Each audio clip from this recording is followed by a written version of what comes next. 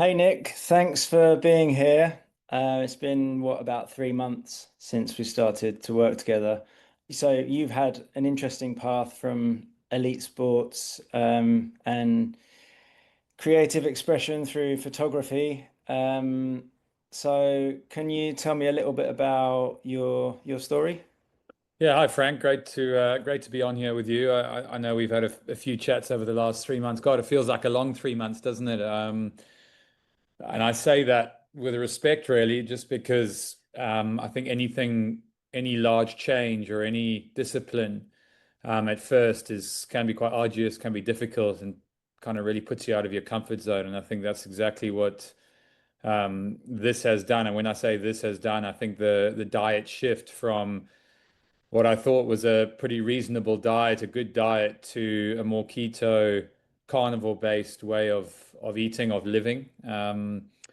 And yeah, I have to confess, I've grown up in a pretty normal family, ate pretty healthy food, Monday to Sunday, and yeah, I've quite openly had some struggles with mental health throughout my sporting career, 20-year professional career, which took place here in the UK, and I played cricket for my sins for that length of time, and had some great times, etc. But I think towards the end of my career, I really struggled mentally. I think I documented that quite a lot in the last sort of 3, 4, 5 years, where I brought up my own book as well, just to really try and disseminate some of the myths behind mental health and some of the reality behind some of the struggles. There's a lot of sportsmen and athletes who have opened up, who have been a bit more articulate about some of their difficulties. And yeah, I think it's been a difficult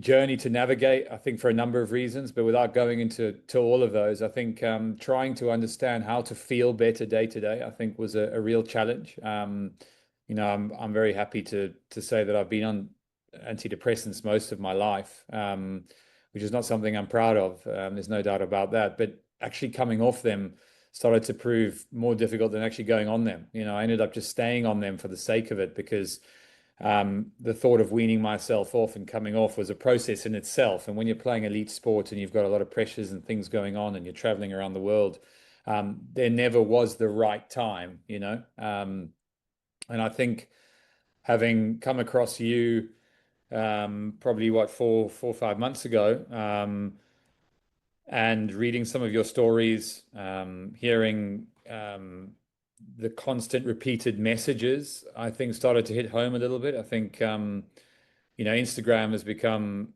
something that we all spend too much time on, scrolling through different things. But I guess the one thing it does do is it kind of highlights the things that you gravitate towards. And I guess diet, health, um, photography, the creative outlets that I enjoy are definitely two or three of the big ones. And yeah, I actually injured my ankle about 5 months ago, did the ligaments. And when I came across your story, I thought, here's a great opportunity to really turn things around and give this so-called diet a proper go. And obviously understanding your own story, but then understanding the shifts that needed to happen and the benefits of keto and being in ketosis and eating a largely sort of protein and fat diet, and the impacts that can have.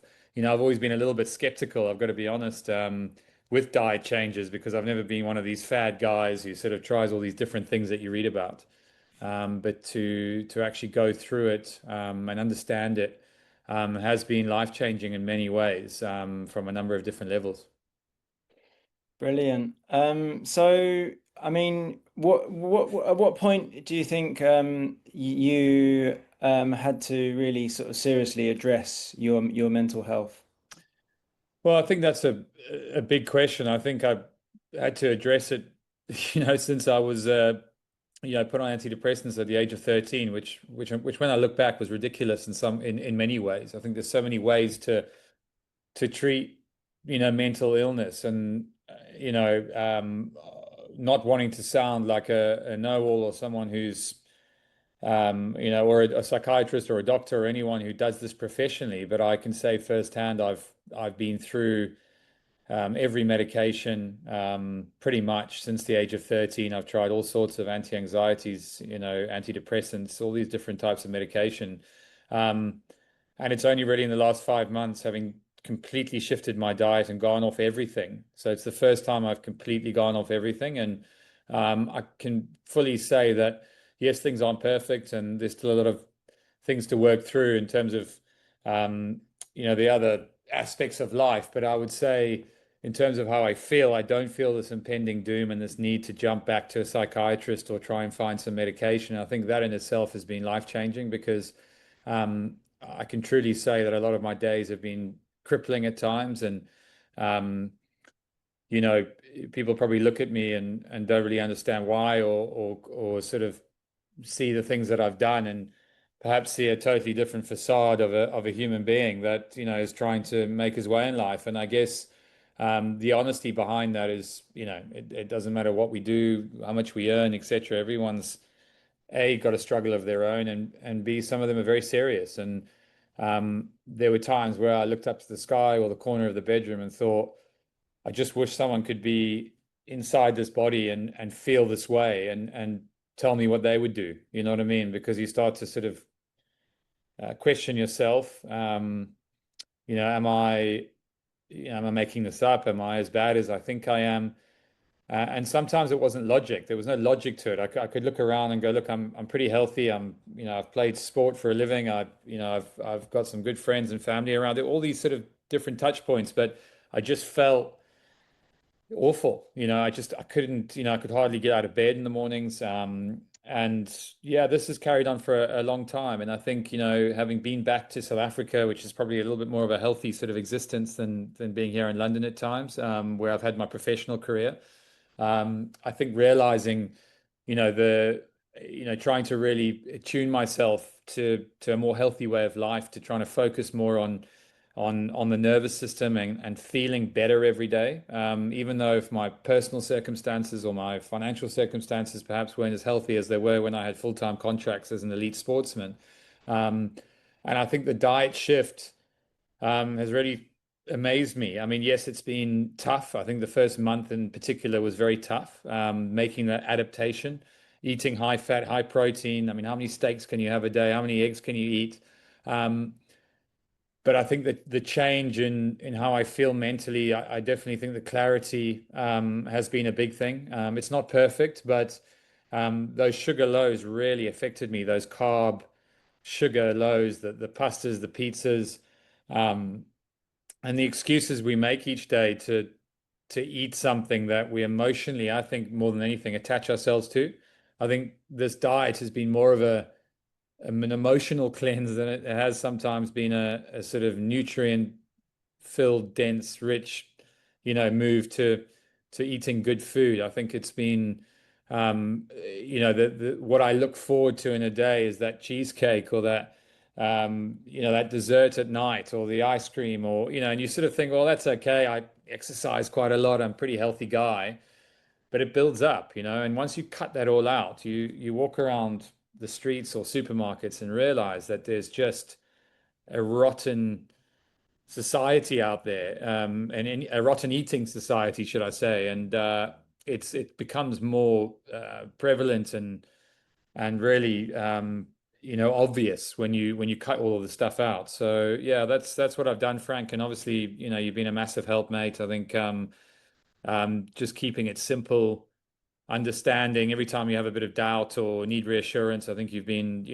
rock solid in terms of helping me through that. And it hasn't always been easy or fun, should I say? But getting good outcomes in life, often isn't fun and it's uncomfortable. And the people that are most successful certainly haven't done it easy.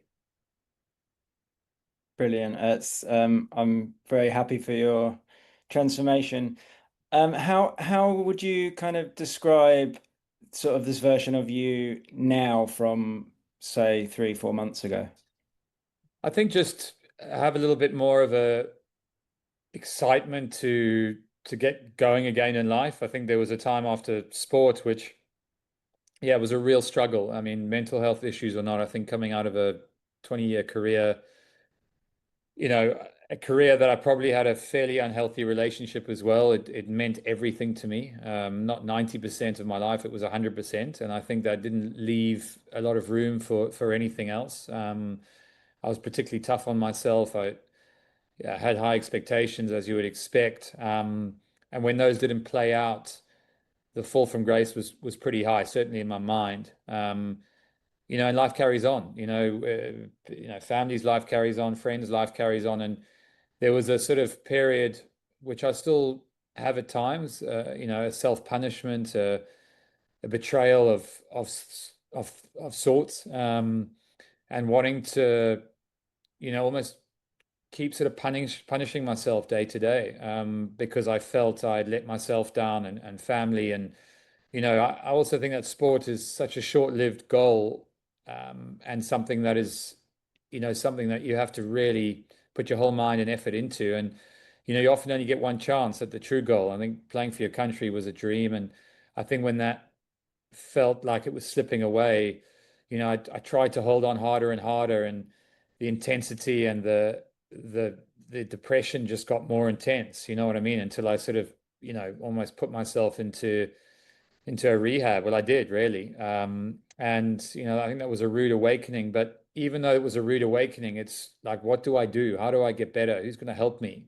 How do I help myself when I'm literally can't get out of bed? So yes, you understand that only you can help yourself, and but to help yourself, you need energy, and you need some clarity, and you need to be able to do the things that, ideally are going to help you. And I couldn't do that. So I think the diet has enabled me to do that. I felt like I've trimmed up in many ways, not just from a weight perspective. I certainly didn't do it for weight loss. But I think there's been a direct correlation with just that water retention, that heaviness has kind of gone. I feel lighter. I feel like I'm training a lot smarter. I don't train for hours every day. I train for 20, 30, 40 minutes, and really just try and focus on moving and strength. And I can feel when I'm around other people now, I have more energy to be able to participate in conversations and social sort of circumstances, where I think after my cricket, I just wanted to run a mile and stay away from everything and everyone. And it wasn't their fault. I think, people want to talk about your sport and your career, but every time I did, it would just sort of send me back into this, sort of heavy, and my brain would just say, I've got to get out of here, and even dealing with that was very tough. So I think the food has just given me that ability to not feel those real lows, to feel a bit more stable every day, to feel a bit more clarity, to know that I can manage today, that I can get through today. And I think having a focus and a discipline, it makes you feel good about yourself. I mean, look, obviously everyday life is tough, whether it be in your work career or sporting career. Every day is up and down. There's a lot of uncontrollables. But I think if you can control the controllables, it's a often sort of used psychological sort of phrase. But if I can control my diet, get enough sleep, drink enough water, and do some exercise. There are kind of four things there that I've nailed, which are solely down to discipline and nothing else. Even if, I have a bad day financially, or the job doesn't go well, or the opportunity didn't work out the way I wanted to. Yes, those are the stresses that we have every day, and they're constantly moving. But I think if I can get the other things right, then, you know, it's okay. And I think it's okay is better than feeling in the doldrums and not feeling like you can get through the next day or the next week. And I certainly have been there.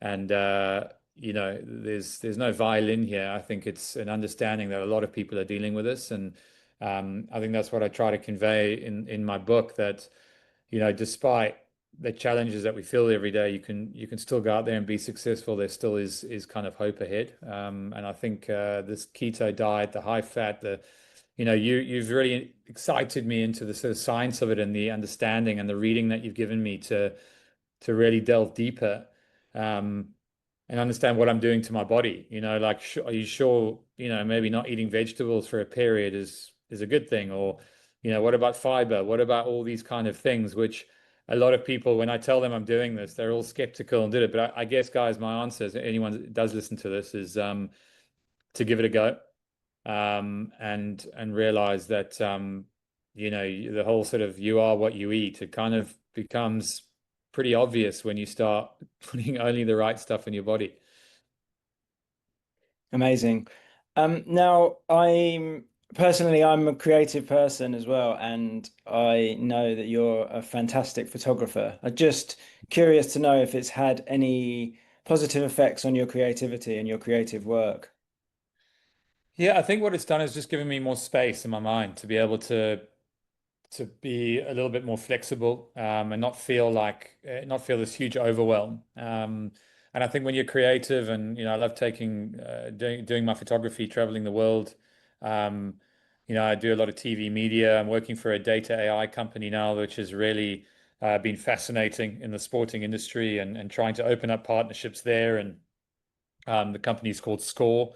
And they're really doing some amazing things, and it's been great to be a part of that team.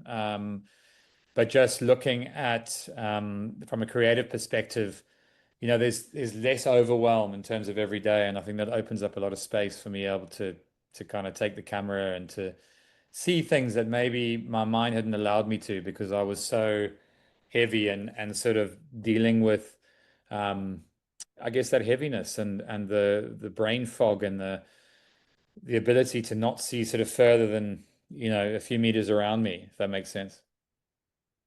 Amazing. I know that you short for time today, so I don't want to keep you too much longer. So I'd just like to say thanks very much, Nick, and I'm glad this has had a transformative effect on you.